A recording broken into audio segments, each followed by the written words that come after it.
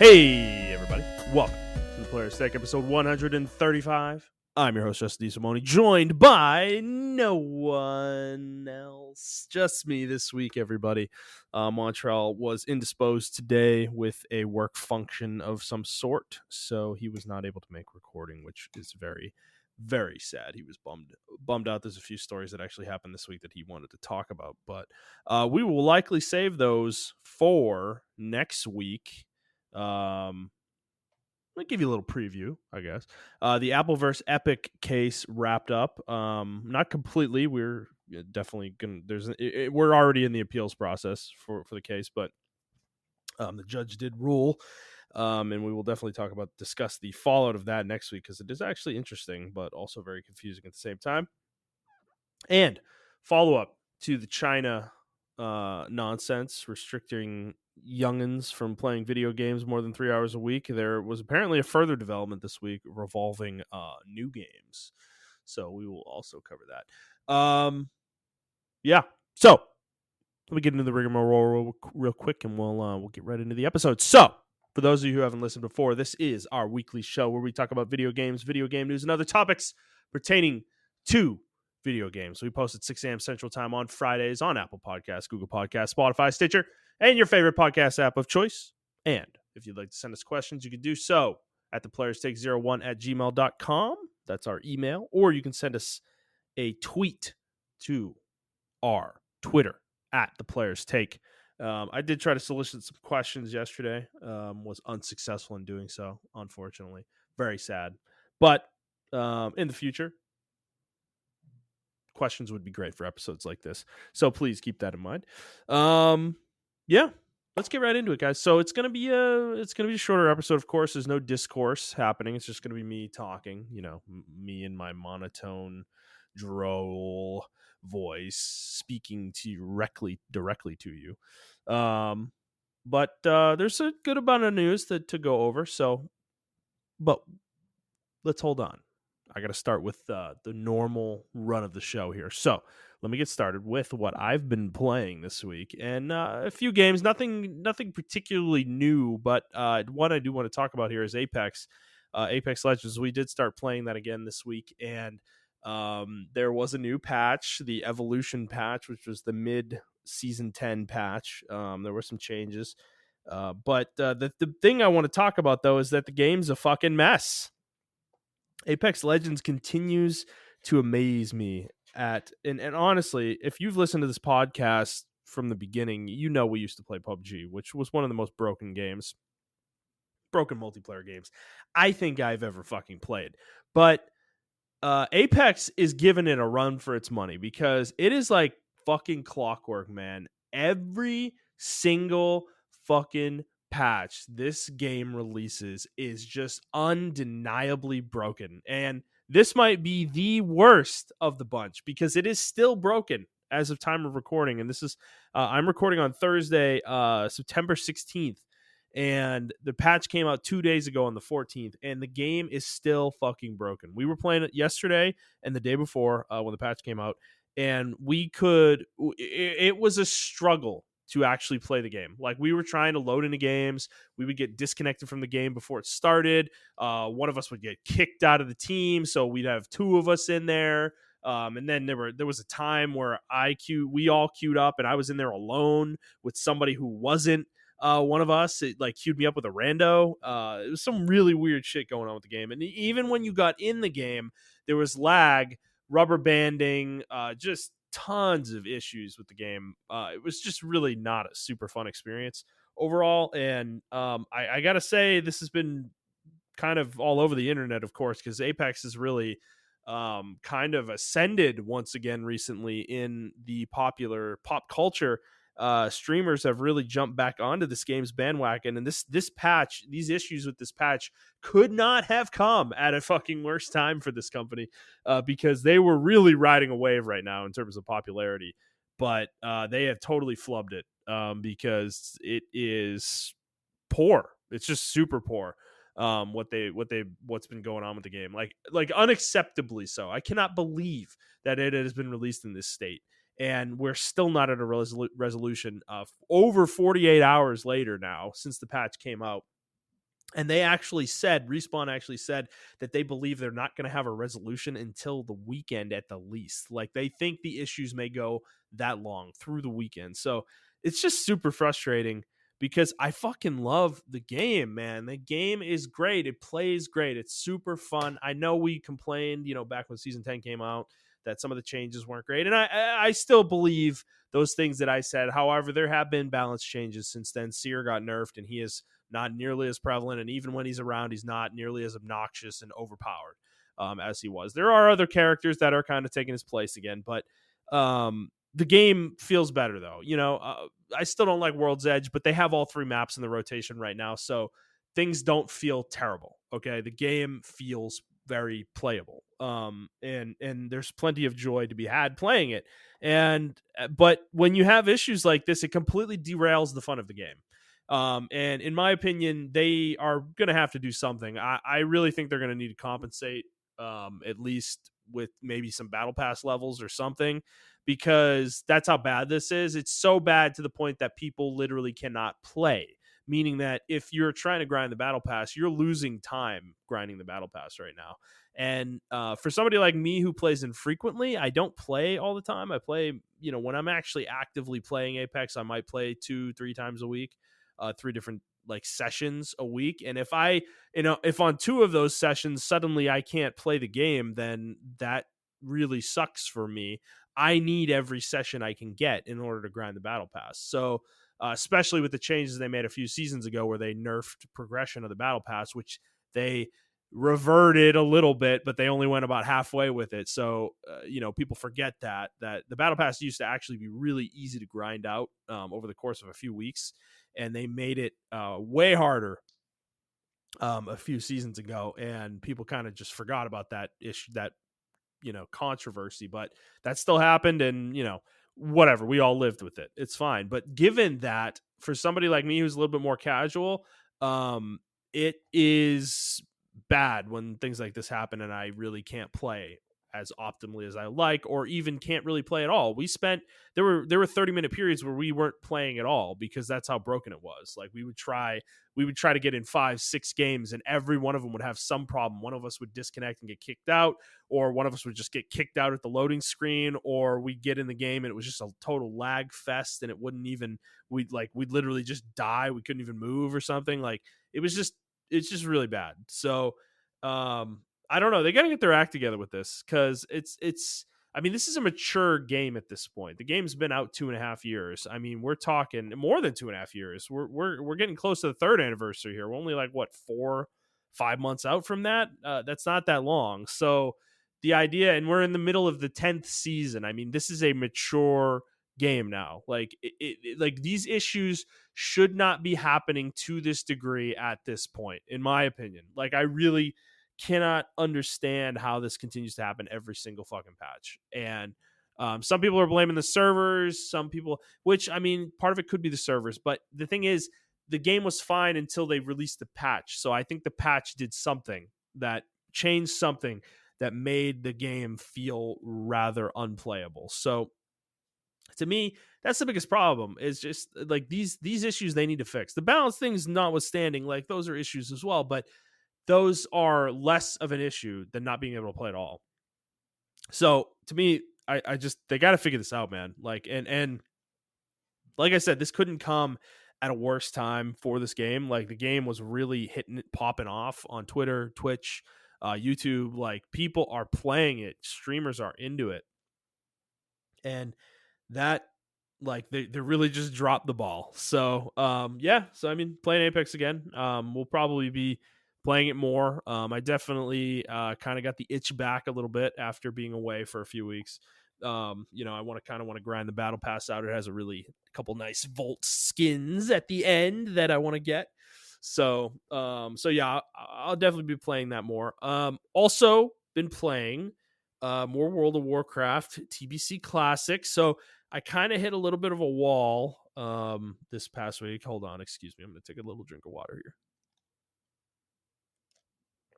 Oh yeah. Oh yeah. Hear that go down the throat. There you go. For all you misophonia people. But isn't, well, Misophonia. So that's like the sound of mouth noises related to ingesting things. Does that include liquids? I don't actually know. I know like food sounds, eating food sounds like crunch of a sandwich or something really bothers people. Misophonia folks, but I don't know about liquids. So, anyways, I digress. World of Warcraft Classic. So I hit a little bit of a wall this past weekend where I kind of had to come to terms with the fact that this guild that me and Andy and Jet joined, that I was probably just not going to be able to raid with them ultimately because their schedule is Tuesdays and Thursdays from 7 to 10 Central Time. And unfortunately, Tuesdays, I'm fine. I can make those raids, but Thursdays is when we record the podcast. And honestly, this has been working so well for us over the last few months that I just cannot, I really do not want to move the recording day just to raid in World of Warcraft. So I'm not going to do it. And I had to kind of come to terms with that this past weekend. So it was a really discouraging kind of realization to hit, though, that, you know, I'm gonna have to probably pug or do their off night raids or what have you, ultimately. So that's kind of where I'm at with the game. I did play a little bit today though. I did some questing. I think I'm okay with that. I think I'm just gonna kind of casually play and just play when I want and make alts and maybe do some PvP and just kind of enjoy the game and don't go super hardcore with it. I'll do pugs. There will be plenty of those. I mean, Karazhan's easy, Gruul's pretty easy, Mag Theridon's pretty easy. It's really just like I think the higher tier raids that just came out, like SSC and TK, those are going to be a little bit harder to pug, but I think down the road, pugs will probably be able to handle that. So as well, because they did that in Classic as well, like original vanilla Classic. They were pugging some of the big boy raids too in that. So I'm not too afraid of that. I think people will eventually be able to do it. So that's kind of my plan. I think I may try to do some. I might even actually try to go. Well, I probably won't be able to go yet. I don't have the gear probably to go to a pug like even a Karazhan run, unfortunately, because my rogue's gear is just absolute shit right now. But I'm gonna work on that and fix that here. So that's kind of my plan with the game. And that's probably how I'm going to approach it going forward. I'm just going to play it a little bit more casually, a little bit less. I'm not going to like play it as crazy as we were either. So, but played it some more today. Kind of got me back into it a little bit playing it. I played it over my lunch for like an hour, and I was like, you know what? I was really discouraged and like didn't want to play, but I'm like, okay, you know what? This is actually still fun. I'm still having fun doing this. So I think I'm going to continue on with playing the game and go from there. So also been playing more Hades. I don't have a ton more to say about this game, but man, I just gotta. I guess I just need to sing its praises once more. I know I've been beating it. I'm probably beating a dead horse with this at this point, but this game fucking rules, man. It's just I can't put it down. I just find myself like last night's a good example where I got off pretty early last night off my job, and I was pretty much freed up to just do whatever in the evening. And I didn't know what to do. I didn't want to play WoW. Nobody was on for Apex yet, and I had Tails sitting on my table, and I was like, we're gonna play Apex. I don't really want to play Tails when I'm only gonna play it for like an hour, probably, or 2 hours even. And I kind of want more of like a big session with that game. So what I was like, oh, you know what, fuck it, I had a Hades run going, I'm just going to continue that, and I ended up doing like 2 full Hades runs again, and I'm just like, the game is so addicting to me. I just don't it's like it just feels so fucking good to play. It's so fun. And I love, like, I think what it is, it's a combination of the gameplay being good and the way the game's designed being so good. But I think the thing that's really the kicker, though, that keeps me coming back to it is that there's 6 different weapon types, and they all have such distinct play styles to them because there's so much like I guess gameplay depth to this game. It's pretty crazy when you think about it, because like there's 6 weapons. Okay, each weapon plays differently. That's one thing, right? That on its own is pretty cool. That's pretty deep. That'd be equivalent to like 6 different classes in an ARPG, right? Something like that, I guess. I'll put it that way. And but then you take it a step further. The normal gameplay of the game, though, the loop is you get these boons from the Olympian gods, and they will change some of your abilities. You know, they'll enhance your attack, or they'll enhance your cast or your special or something else, or your dash, or they'll give you some passive buff or something along those lines. But those in concert with the weapons, they are there's different styles within the weapon itself. Just the base version of the weapon, using the different boons, right? Like Zeus's boon is like a lot of his boons are lightning based, where you'll hit something with your special and a lightning bolt will come down and hit an enemy that you hit with your special, or the same thing with your attack, right? But his things don't work with every weapon super well. Like there are so I'd say what's a good example? The bow actually is a great example of this. Like with Zeus, like I would not take his attack enhancement with the bow because the bow shoots really slow.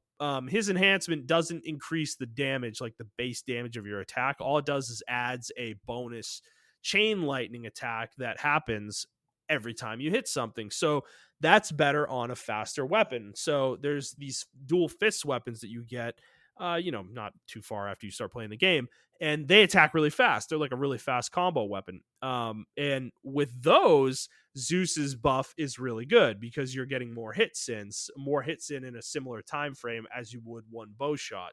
So you're doing a lot more damage with Zeus's ability in that regard. So there's depth to the gameplay there, where you're changing your gameplay style around the boons you get depending on which weapon you're using. So that's another layer. But then there's another layer after that you unlock after your first escape, like successful escape. And that is the Titan's Blood upgrade system, where you upgrade the weapons. So every weapon of the 6 weapons, they have 4 different forms for the weapon, and some of these are very different from others. So I'll take the sword, for instance. They all have a hidden aspect that you have to unlock through various gameplay, just playing the game, or I'm not sure what the exact unlock conditions are for these, but this one, I'm not going to tell you what it is, but it turns the sword into a much slower hitting weapon, but it hits way harder. And the special changes where it puts this like kind of sanctimonious, or I don't know how to say this, blessed ground, or like holy ground down on the ground wherever you hit your special down. And you can enhance that specific special for that specific version of the sword.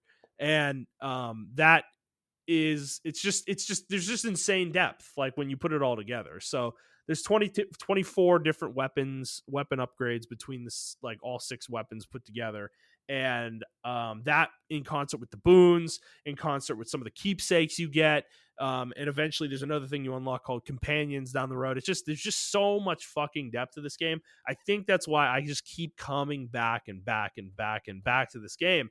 It's like it doesn't stop being entertaining. I'm still unlocking new shit that I haven't used before, and I'm also like, I used like that slow sword weapon. I actually just used it for the first time the other day, and it was really fucking fun. I was, I ended up getting a crit build built with it, where I got the crit enhancement with Artemis on it, and it gives you a chance to critical strike with every attack, and that does 200% bonus damage on top of your base damage. So you're doing 3 times damage with a critical. And those attacks on that weapon were doing, I think the base hit when you backstab somebody was like 300 damage, which is fucking huge, by the way. That's a huge amount of damage on one hit. And I was doing, I think with that, on top of some other bonuses I was hitting, that were piling onto enemies. I was hitting, I think my criticals were hitting for like 1200 on the third attack on that combo, the base combo for that weapon. And dude, when I tell you 1200 damage in one hit is a lot in Hades, it's a fucking lot, because the base hit for the normal sword is 20 damage per swing. I think it's like 20, 20, and 30 or something like that. That's the base combo. And I was doing 1200 damage in one swing. That's like how crazy the modifiers and shit can get in this game. So the game's just fucking super cool, man. This game's so good. I will not stop singing its praises. It is my game of the year. I know it came out last year. I don't give a fuck. I'm playing it this year. It's my game of the year. I don't think anything's going to beat it. I don't give a shit. I know Tales of Arise, everybody's saying it's really good. Maybe it'll dethrone it, but I am that high on Hades. Like, this game is legitimately, and I don't say this about many games, but this game has broken into my favorite games of all time list, which is, that is a hard fucking thing to do at this point in time, after 30 years of playing video games. Like, that list is pretty calcified, but this game, I think, is legitimately breaking into that. So play fucking Hades. I don't know what else to tell you. It's on Game Pass. If you have Game Pass, play it on Xbox on there. If you can get it on sale on PlayStation, do that, or just pay full price for it, because this game is fucking excellent. I know I'm a shilling right now, but I shill for good video games. What am I going to say? I'm not going to apologize for that, because this game fucking rocks. So highly recommended. Okay, that's all I've been playing. I am going to get into Tales this weekend, I think, and really start playing that. I also have, I did mention this, I still have Legend of Zelda Skyward Sword next to me on my desk. I have not opened it. I've opened it, but you've heard me open it before on the show. But I've opened it, but I've yet to put it into my Switch. So I do want to get to that, though. I really do want to play that game. It is the last traditional Zelda game I've never played. I've never played Skyward Sword. Literally never even turned it on. So, and I've owned it 2 different times for multiple years, especially the first time. So, I got to play it at some point. Okay, let's get into the news. There's a few news items this week, some interesting ones for sure. So we talked about the KOTOR remake last week at the PlayStation event. You know what? Before I get deeper, I'm going to take another drink of water.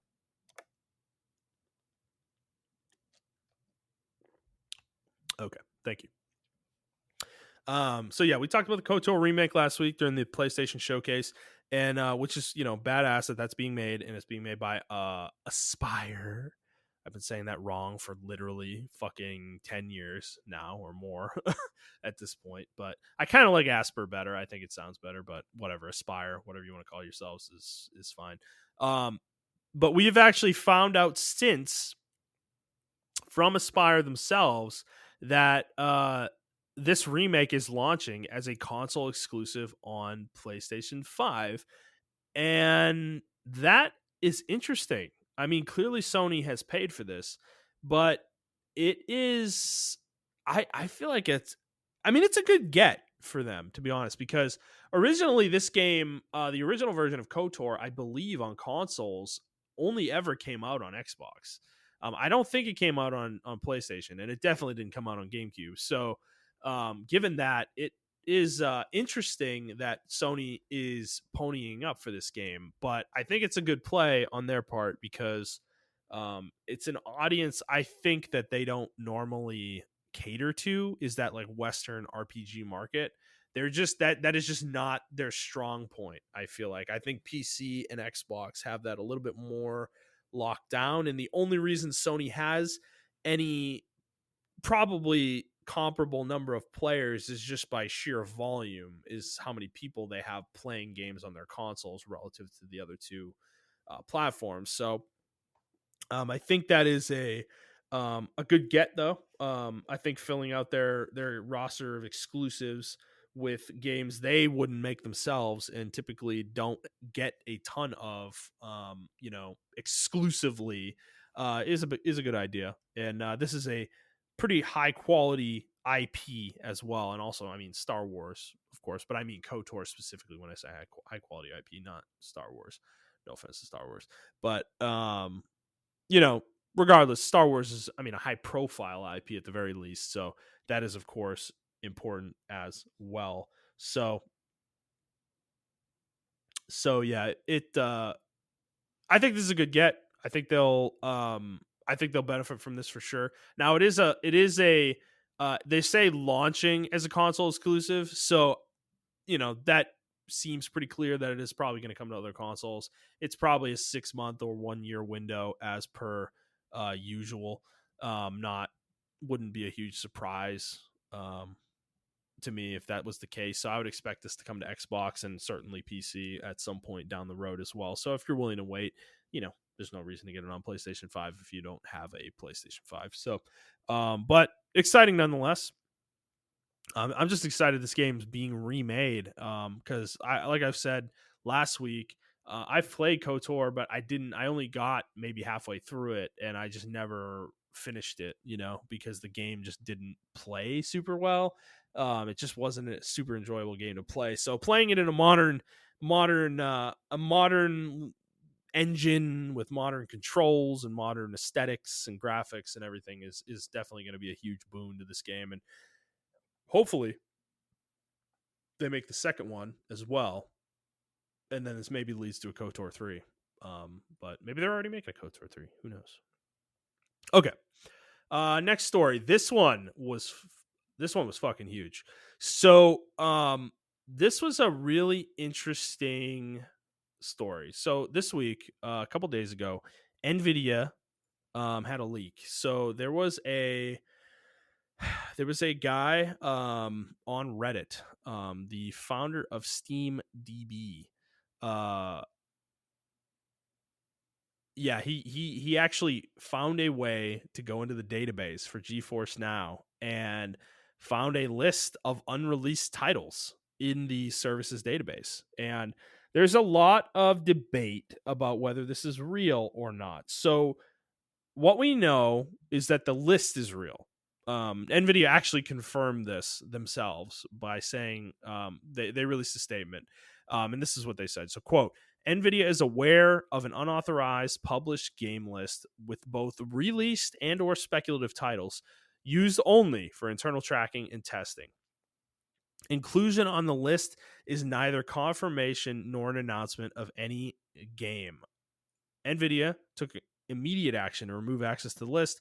No confidential game builds or personal information were exposed, end quote. So, of course, they're going to say that. Of course, they're going to deny any of these games are real. I mean, that's what they're going to do. They have to protect their partnerships. I mean, they're like, they literally, this is a if these games are real, this is a fiasco for them, because, I mean, the thing is, so this is kind of the back and forth here, is that it makes sense that NVIDIA would have access to a list of unreleased games, right? They're a major graphics card manufacturer. They make the most popular graphics cards, the most powerful graphics cards.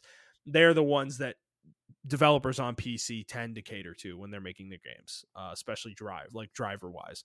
So, of course, that means they need to partner with NVIDIA in order to do that, So it makes sense that NVIDIA would know about games that aren't yet announced, more than likely, from a base level, that they would know that. So that's not a huge surprise, meaning that lends some credence to this list being real. But also, there's the other side of this, though, is that NVIDIA, as a graphics card manufacturer, and especially now as a streaming platform, it also makes sense that they would internally speculate about potential games that they think could be coming out or could be announced soon without knowing anything. That is also a possibility. So this is a list of games. I'm going to go through each one here and really kind of give my opinion on which ones are real and which ones aren't. So, God of War, Returnal, and Demon Souls for PC.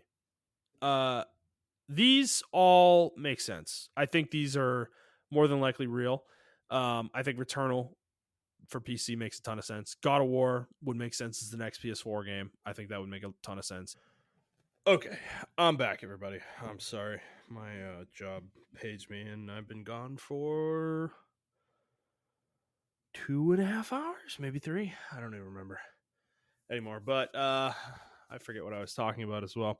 I believe I was going through the list of leaks for GeForce Now, and I was talking about God of War. Yes, God of War, Returnal, Demon Souls coming to PC. And Returnal makes sense. That game's kind of a no-brainer for PC. God of War, I mean, most of Sony's games feel like a no-brainer for PC at this point. But God of War I was skeptical about because it's one of Sony's more, I guess, literally exclusive IPs. And it's one of their more popular ones, too. So I kind of figured it would be one of the last ones. I still think, I mean, who knows? This might not even be true, but It's possible they've heard from Sony that they're working on this or that they plan to do this, but that still doesn't mean it's coming soon. Like this could be something that, is 2 years from now or even more. Who knows? So it still wouldn't surprise me eventually. And then the fact that we're getting Uncharted 4 and Lost Legacy on PC is an indicator that Sony's not afraid to use some of their more important IPs and move them to PC now. So I think that makes sense. And Demon Souls, of course, absolutely makes sense. I mean, the Souls games have a history of being on PC. It is funny that Bloodborne is not on here, though. That is a game that I think people have wanted on PC forever, and Sony just seems to not want to give it to people. Maybe there's some weird, I don't know, maybe there's some weird agreement between them and FromSoft with the game. Who knows? I don't know. I mean, I would find it odd that From wouldn't want it on PC though, so that doesn't really make sense to me. Maybe Sony did something. Maybe Sony did something stupid at the time and forced a no PC clause into their agreement with From for that game. And like it was like a fucking 10-year agreement or something, and we're gonna see this game come out in like 2025 or something. Who knows? We'll see. I mean, I don't know. I feel like Bloodborne would be a no-brainer as well. But further down the list, we've got GTA 3, Vice City, San Andreas remasters, which we actually know about. Those are confirmed games.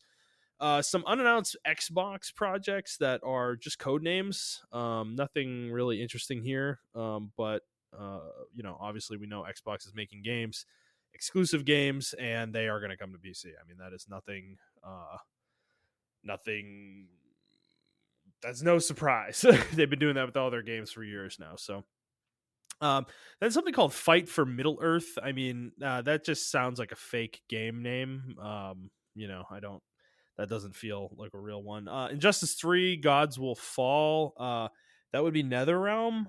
That would make that. So, and they are actually done with Mortal Kombat 11. I think they just said that there's no more DLC and no more content coming for that game. So, meaning they've probably had a game in development for a little while, for a couple of years now, another game, but while they worked on DLC for Mortal Kombat on the side.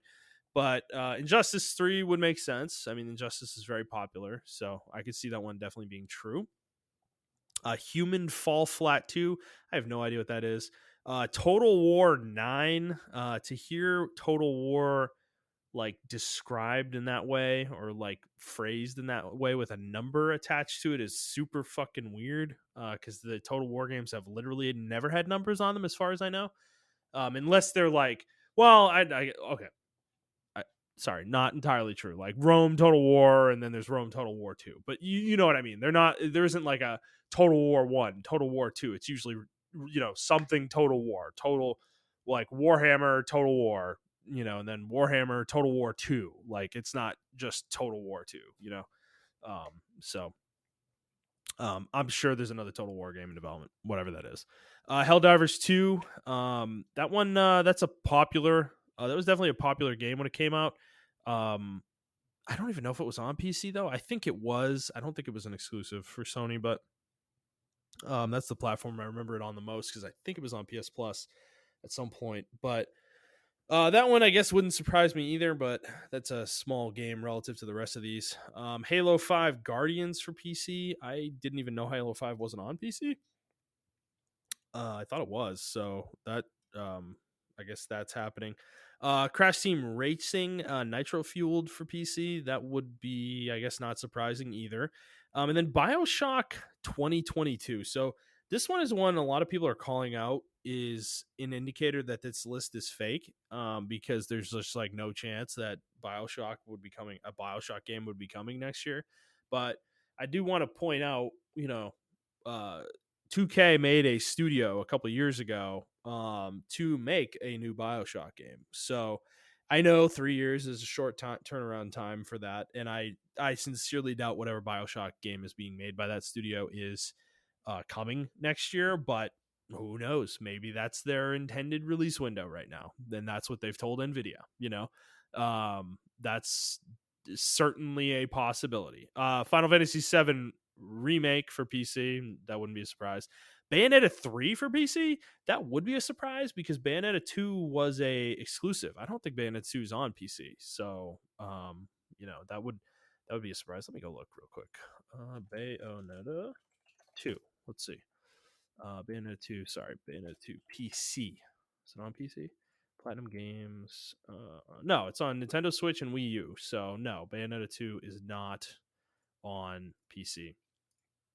So that would be a weird one for sure. Crisis 4, with the Crisis remasters coming, that would be certainly be a game that could potentially be in development or being thought about for sure. And then this one's funny to me is Kingdom Hearts 4. This is the one that really was like, huh? Like, okay, yeah, sure, Kingdom Hearts 4 is going to happen someday. Certainly that game will come out, but like Square hasn't announced it, definitely has not really even hinted at it being in development, and it's only been 2 years since Kingdom Hearts 3, or 2.5 years, I guess, since Kingdom Hearts 3, and there was such a large dev cycle for that game that I would be super surprised if Kingdom Hearts 4 was anytime soon. Like, I'm talking like 2025, 2026. That would be the earliest I think we would get that game released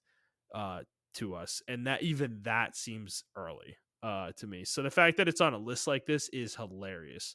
But maybe Square will prove me wrong. Who knows? There was another one on here too. There was some more Resident Evil 4 remake, which we believe, we pretty positive is true. We've had plenty of rumors about that one. And then there was one more, which was oh my gosh, I'm totally blanking right now. I had it in my brain before I said Resident Evil 4 remake. Oh yeah, that's right. Final Fantasy 9 remake, which is that'd be an odd one for Square to remake. I know in the diehard Final Fantasy community that is a very popular game, but I don't know if it has the wide appeal that Final Fantasy VII does.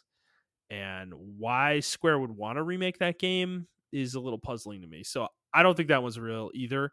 So honestly, I think the thing is with this list is we have to take it with a grain of salt, in the sense that some of these games very likely are real. There's probably a lot of real games on here.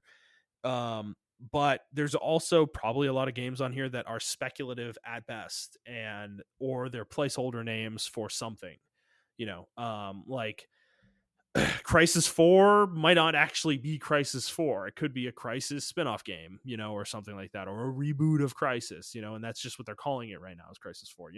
It's like BioShock 2022. Okay, yes, maybe BioShock 2022 is not coming out in 2022, but there is a BioShock game and we know it's coming. It's like, so, and they know that too. So, they put it on the list. It's like, so I think the way this list is being dissected is weird. I think the fact that people are like, oh, it's either all fake or all real, and it's like, no, that doesn't really make any sense. It's more likely that some of it's real, some of it's not real, and some of it's speculative.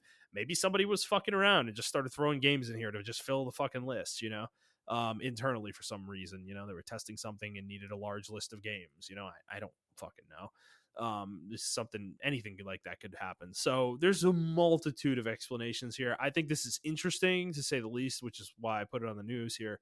But to say that this is extremely like either true or not true is, I mean, you're reaching at best. So all right, let's move on. So I wanted to talk about this one briefly. This is one we didn't talk about back in July. This was a while ago. It's been a couple months now, actually, since this was announced. But I kind of want to touch on it real quick because it is a weird story, and it's something that I think other sports games might want to look at doing in the future. Is that Konami announced that PES, Pro Evolution Soccer, which is their soccer game that competes with FIFA every year, is actually changing its name to eFootball, and is going to be a free-to-play game on consoles, PC, and mobile.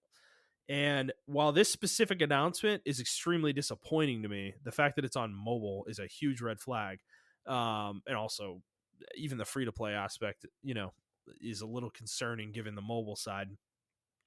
But um it's an interesting concept that I'm glad somebody's trying, because Konami cannot compete with FIFA. They do not have anywhere near the licensing firepower that FIFA has. They don't have any of the good licenses. People for years have had to do weird, janky shit and like upload their own images to get, to make uniforms and teams and everything in the game. And they've been doing that for 10, 15 years with PES, all the way back to the PS2. I remember I had a friend who was obsessed with PES, and he had all these like, he had all these like files in there for like making the actual organizations that aren't in the game because they couldn't get licensing. And he was obsessed with that. And so PES has been better than FIFA here and there, over the years as well. People have felt that way. And but PES has kind of been weakening and waning a bit in more recent years. So I think this is more of a rehabilitation thing for Konami. They're trying to, I think, save this franchise and make it something different that is appealing. So I think this makes sense. But the reason I wanted to talk about this is that I hope that this finds success in some way so that other sports game makers, 2K and EA specifically, actually think about doing this, because I believe their model with FIFA, Madden, NBA 2K, and even NHL are not really, I think they are a ripoff. They should not be charging $60 or $70 every year for a game that is largely the same as the previous year with roster updates. And yes, I know some of you are going to argue that they're not largely the same every year, blah, blah, blah, blah, blah. Yeah, okay, sure. I feel like that is disproven every year, year over year. I watch these videos every year, man. I don't play these games every year. I definitely don't play Madden every year. But I see enough videos and I know enough about Madden to know what it looks like and what has changed and what hasn't. And I will tell you, I see things in Madden that were there in like 2012. Like, the game is largely, the skeleton of the game is the fucking same. Like, they have not overhauled Madden in a long fucking time. And the last time they really overhauled Madden is when they made like connected franchise mode, which has been in the game for I'm pretty sure like a decade. And otherwise they added like Madden Ultimate Team, which that's also been in the game for like a fucking decade at this point. So these games just don't, they have these minor changes year over year, and that's kind of where me and Montrell have a problem with them, is that I think they need to adopt more of a model like this, where they are free to play platforms that are persistent live games that don't have major game releases every year, and they instead are built on them topping themselves, and they continuously iterate.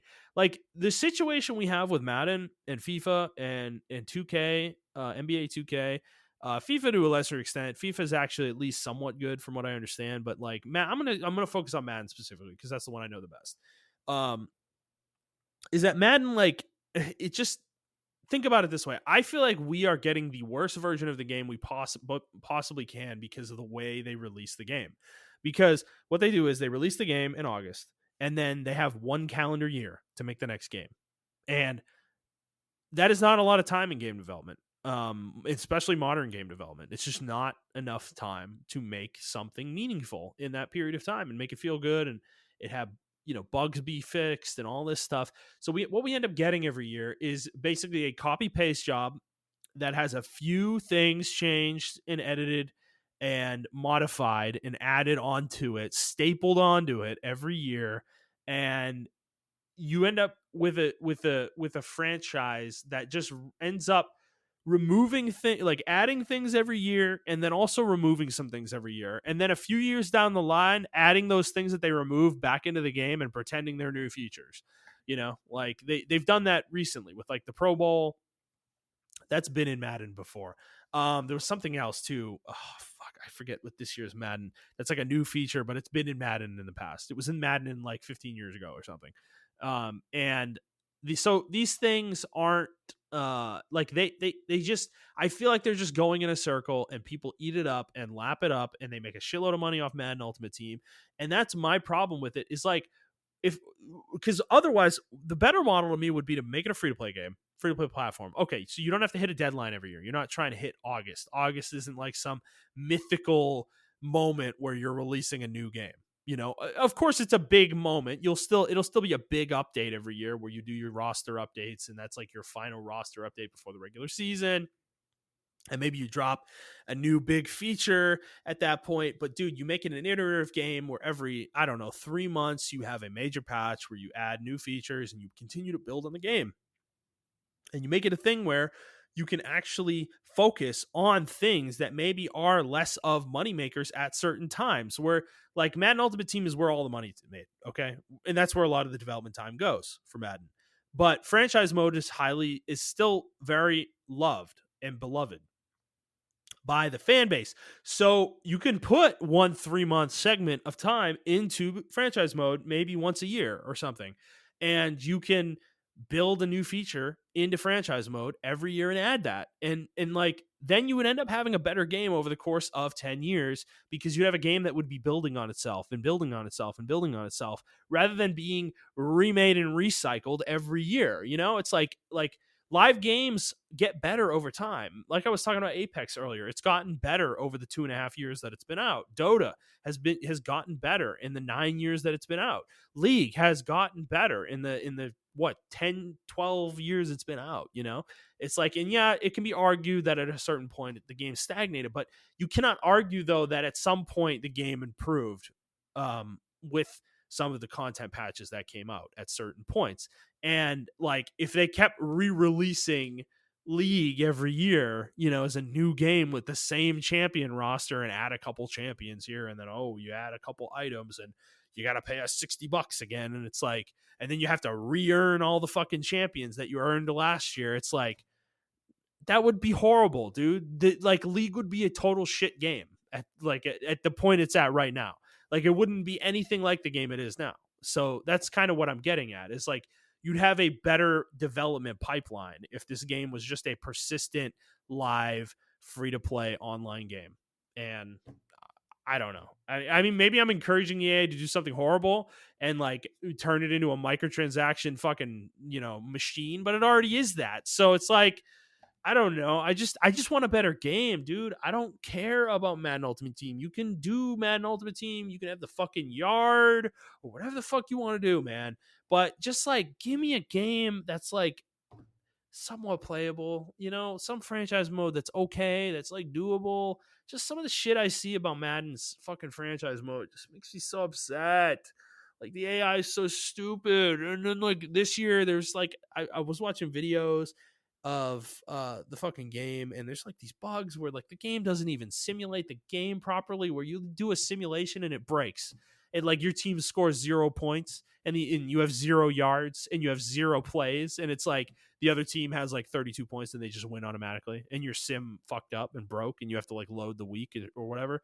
It's like, dude, come on, man. Like what the fucking hell, So I don't know. That's kind of what I'm talking about. It's just like fix things like that. The AI is stupid in franchise mode too. You can trade, dude. I remember in Madden 15 or 16. I don't remember which one I played. Which one was the last one I played? I think it was 17 or something. Where you could like, there was like a fullback that was like, it was like a 95 or something. And I remember trading him for like a fucking Uber superstar fucking receiver, because the game is that dumb, the AI is that fucking dumb. I was just trying to see how badly I could break the game. And yeah, dude, you could like trade players that are completely worthless at certain positions, but they're highly rated. You could trade them for superstars at some of the key positions on the field. So it's like Madden's always been that way, and it's like they don't put the time in to fix it because they're focused on their stupid yearly release. So I don't know. I went on a bit of a rant there, but I wish Pez the best. I hope they find success, and maybe the other companies can learn something from them. Okay, let's move on. Dying Light 2 Stay Human, which was announced for December 7th this year, has been delayed, and it is coming in February of 2022. Dying Light's developer Techland announced this earlier this week. It's coming on February 4th, on 2022 on Xbox, PlayStation, PC. They just said they need a little bit more time, a couple more months to polish the game up. To me, take all the time you need. This game has been in development hell for a few years, it feels like, and I really don't want this game to be fucked up because the first Dying Light is an excellent game, and super fun. And Dying Light 2 looks absolutely awesome to me. So, but unfortunately, it's another big fucking game coming out in February. February is going to be absolutely packed. And I think at this point, I would say it's safe to say that somebody that's delayed into February is going to delay out of February before we get there. Probably just to save themselves the ignominy of just getting trounced by how many good games there are coming out, the sheer volume of games. So we'll see about that. But Dying Light 2, very excited for it. And I will certainly more than likely be playing it when it comes out. Okay, moving on. We got another delay. And this one is Battlefield 2042. It was originally coming out October 22nd. It is now coming out November 19th this year. 1 month delay. They need some time to polish it. It is funny because there's no campaign for this game, so it might be a little concerning actually that maybe they can't get the game running well. But we'll see about that, I guess. But it is an exciting game nonetheless. That trailer from E3 was absolutely awesome, and I really cannot wait to try this game out. I'm actually okay with it. I really need a little bit more time before we start getting huge games like this that are going to be huge time sucks. I need to kind of make up for lost time and play some of my backlog games, hopefully the next couple months. So I'm totally okay with this delay, but I'm sure there were plenty of people disappointed, but it might end up being good for Battlefield. You kind of get out of Call of Duty's way because I think Call of Duty will be out by the 19th of November. They usually release end of October, early November generally. So it'll probably be good for them if that's the case. All right, let's move on. Next story. New Star Wars game has been shown. Zynga showed what is going to be a mobile Star Wars action battle game, but it is going to be coming on iPhone, Android, and Nintendo Switch. So they actually announced it on Switch first, but gameplay was shown later. Doesn't look like anything special. It looks like a mobile game. It definitely does, but it is a notable thing though because it's going to be a Nintendo exclusive from a console's perspective. But it looks like it's going to be a some kind of multiplayer competitive arena fighter of some sort, third person action. But according to the trailer and some of the gameplay we saw, you can play as a Sith, Jedi, Wookiee, a Mandalorian, and then you may also be able to play as a pair of Jawas balancing on top of each other. But like I said, looks like a mobile game. Go check out gameplay, see if it's interesting to you. Not personally super interested, but it is interesting to see Disney branch out with the IP though, because Zynga, I believe, is owned by Activision. So it's another company making a Star Wars game away from the EA label. Okay, moving on. I got one more story here, and then we'll be done for the week. Square Enix has announced a new game called Voice of Cards: The Isle Dragon Roars. It is a tabletop RPG built of cards, and it is being made by Yoko Taro, who is the creator of the Nier games and Drakengard. So, big fan of him on this podcast. Both of us, me, Montrell and I. And this is what they said about it. So, quote, it's going to be an enchanting story completely depicted by cards, and that this new title will spark players' imagination and open their minds to a different way of storytelling as the narrative unfolds, end quote.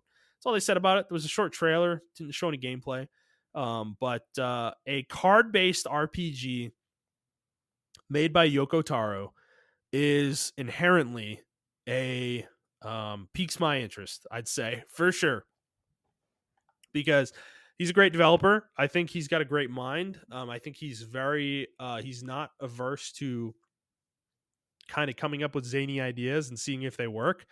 And card-based RPGs are some of my favorite in gaming.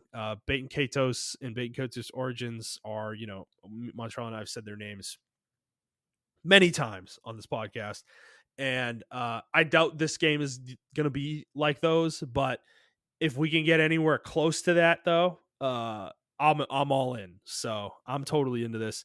Looking forward to that for sure. We didn't get any kind of release date or release window, though, unfortunately. So we have no idea when it's coming. Also, don't know if it's his main focus either. Like, is he working on another Nier game? Maybe. I'm not sure. So we'll see. Okay. I'm going to take another drink. I feel like I just went like 25 minutes straight without taking a drink. It's kind of a bad idea. But we did it. I got through it. Like I said, no questions. So I'm out of news. Montrell's not here. And I think I'm just gonna go enjoy the rest of my evening. So yeah, that's it for us. That's it for this episode, guys. If you like this episode, please like the show, review the show, and subscribe to the show on whatever feed you're listening to it on. And please, please, please share it with your friends. We are always looking to grow the audience. If you want to interact with either of us on Twitter, you can do so at iTrap for the Hokage for Montrell. That is the number 4, not the word. I'm at Thundernut01, and then the show is at The Player's Take. And if you'd like to send us a question, especially for a show like this, you can do so on Twitter, or you can send us an email to theplayerstake01@gmail.com. And next week, Montrell will be back. We will be talking about a couple of those news stories that I mentioned at the beginning of the show, and then some other things as well as they come up. So, yeah, that's it for me, guys. I hope you guys enjoyed this one, and I'll see you next week. Bye.